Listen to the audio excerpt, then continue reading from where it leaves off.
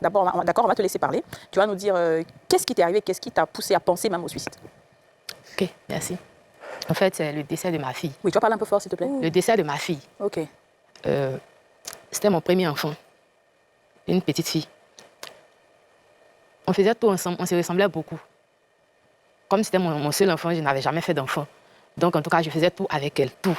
On se lavait ensemble, on mangeait ensemble, on va au marché ensemble. En tout cas, on faisait tout.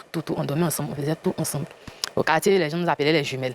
Wow. Donc, quand j'ai fait une coiffure faussement, j'ai fait aussi sur sa tête. Donc, c'est comme ça. Elle était en moyenne section. Et puis, un jour, la maladie a survenu. Je ne sais vraiment pas où cette maladie est quittée. Ma fille a commencé à chauffer. Habituellement, quand elle chauffe, je lui donne les sirops de corps chaud. Quand il y a lieu d'aller à l'hôpital, on se rend à l'hôpital. Mais cette fois-ci, quand elle a commencé à chauffer, je suis allée à l'hôpital avec elle. D'abord, j'ai acheté un sirop de corps chaud pour lui donner, pour voir si la fièvre allait baisser. Mais j'ai vu que le sirop arrivait au milieu, mais la fièvre, c'est comme si même je ne donnais rien. Donc, du coup, je suis allée à l'hôpital avec elle pour des examens plus approfondis pour voir ce qui n'allait pas. Mais, à ma grande surprise, tous les examens étaient négatifs, n'ont rien révélé. Bon, je ne comprenais pas, je faisais un peu, les mamans qui étaient à côté disaient, me montraient des femmes praticiennes, j'allais prendre les canaries pour la laver avec, mais rien du tout. Et c'est comme ça, un soir, elle a piqué une crise, et puis elle a commencé à convulser, en fait. Je me suis rendue à l'hôpital avec elle. Je peux dire le nom de l'hôpital? Oui. À Ashma. Dès que nous sommes arrivés, elle est tombée dans le coma. Ils l'ont réanimée. Ils ont dit non qu'elle faisait l'hypoglycémie. L'hypoglycémie, ils ont réussi à la stabiliser. Ils nous ont conduit dans une autre clinique qui, eux, peuvent encore faire d'autres examens là-bas. Nous sommes partis. On nous a gardés là-bas 4 jours. Je précise qu'elle est décédée à 1 semaine de ses 4 ans. Donc, les médecins ont dit, comme elle est encore petite, si on dure à l'hôpital, peut-être qu'elle va avoir d'autres infections. Donc, on nous a libérés, puis nous sommes partis à la maison. On nous a libérés un vendredi. Le samedi, le lendemain samedi, ça n'allait pas. Donc, je suis retournée avec elle, puisque dans la clinique, il y avait un pédiatre qui la suivait. Je l'ai appelée, elle a dit de venir avec la petite, et puis je suis partie. Bon, ils ont fait 2 examens, la dame me dit, elle ne comprend pas.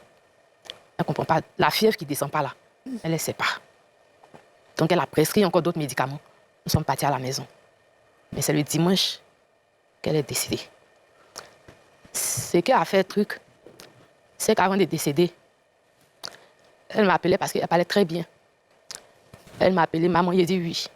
Elle dit, aide-moi s'il te plaît. C'est ce mot-là.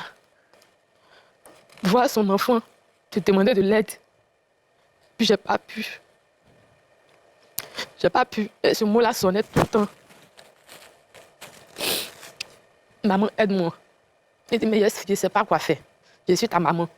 Si je pouvais faire quelque chose, dès le départ, il allait prendre la maladie là. Mais je ne sais pas. Il y a une maman au quartier qui vendait les jus. Donc, elle appelait Mémé. C'était une maman qui priait beaucoup. Donc, je lui ai demandé d'aller appeler Mémé à prier pour toi. Elle dit oui. Donc, j'ai envoyé ma cousine. Qu'on va appeler Mémé. Elle est venue. Elle a prié. On a prié. Et elle a dit que la petite avait été envoûtée. Ils ont envoûté une nourriture pour lui donner. Que si c'est vraiment le cas là, elle n'a qu'à vomir. Là encore, elle est en train de convulser, mais elle s'est mise à vomir. Elle a dit qu'on n'a qu'à envoyer la petite à l'hôpital.